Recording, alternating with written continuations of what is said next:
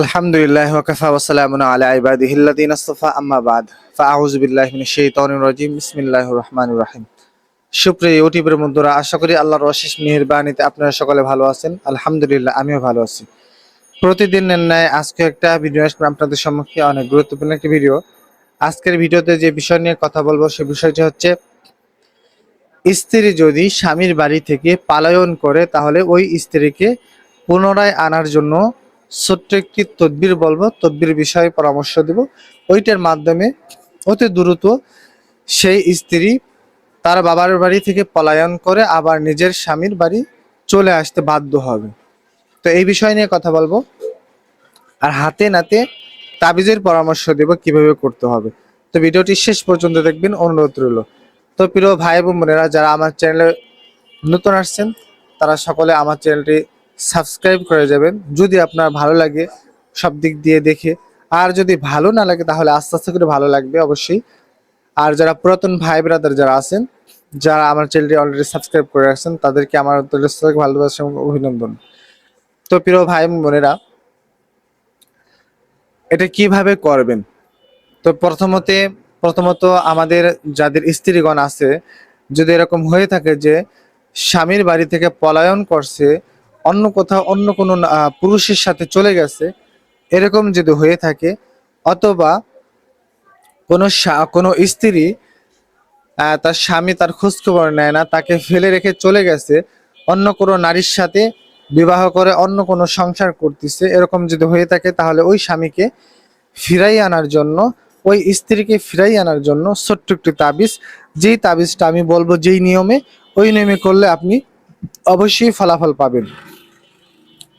তো প্রিয় ভাই এবং বোনেরা, যদি এরকম কারো হয়ে থাকে তাহলে প্রথমত আপনার যে তাবিজটা আমি দিব, ওই তাবিজটা আপনি লিখতে হবে, জাফরান কালি দিয়ে লিখতে হবে।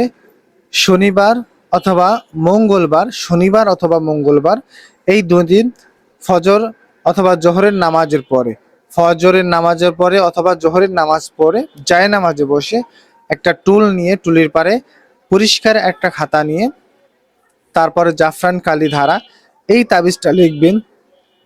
আমি তাবিজটা ডিসক্রিপশন বক্সে আমি লিখে দিছি, ওইখান থেকে আপনি হুবহু 4টা ছক আর্ট করবেন। যেরকম করে এরকম করে গোল বৃত্ত, মানে চওড়া বৃত্ত আর্ট করবেন। চওড়া বৃত্ত আর্ট করার পরে এই ফাতে একটা, এই ফাতে একটা, এই ফাতে একটা, আবার এই ফাতে একটা, এই ফাতে একটা, এই ফাতে একটা, এরকম করে মোট 4টা করে ঘর দিবেন।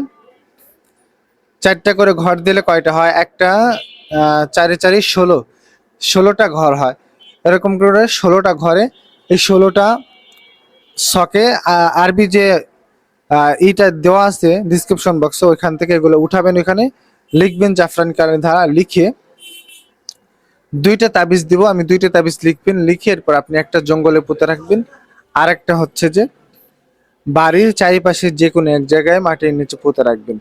আপনি পুঁতে রাখার 1 সপ্তাহের ভিতরে আপনার স্ত্রী অথবা স্বামী পলায়ন করে আবার পুনরায় স্বামীর বাড়িতে চলে আসবে, অথবা স্বামী আপনার বাড়িতে চলে আসবে। এরকম যদি করেন তাহলে ইনশাআল্লাহ আপনি ফলাফল পাবেন। তো প্রিয় ভাই বোনেরা, যদি আপনাদের কোনো প্রয়োজনীয় কোনো তাবিজ তদবির ইত্যাদি লাগে তাহলে আপনার ডিসক্রিপশন বক্সে আমার নম্বর দেওয়া আছে, ওইখান থেকে ডাইরেক্টলি হোয়াটসঅ্যাপে আমার সাথে যোগাযোগ করতে পারবেন। এবং আপনাদের যদি প্রয়োজনীয় কোনো তদবির তাবিজের ভিডিও লাগে, যে ভাই এরকম একটা ভিডিও দিবেন, তো সেই অনুযায়ী আমি ভিডিও দেওয়ার চেষ্টা করব। তো সকলে ভালো থাকবেন। আসসালামু আলাইকুম ওয়া রাহমাতুল্লাহি ওয়া বারাকাতুহু।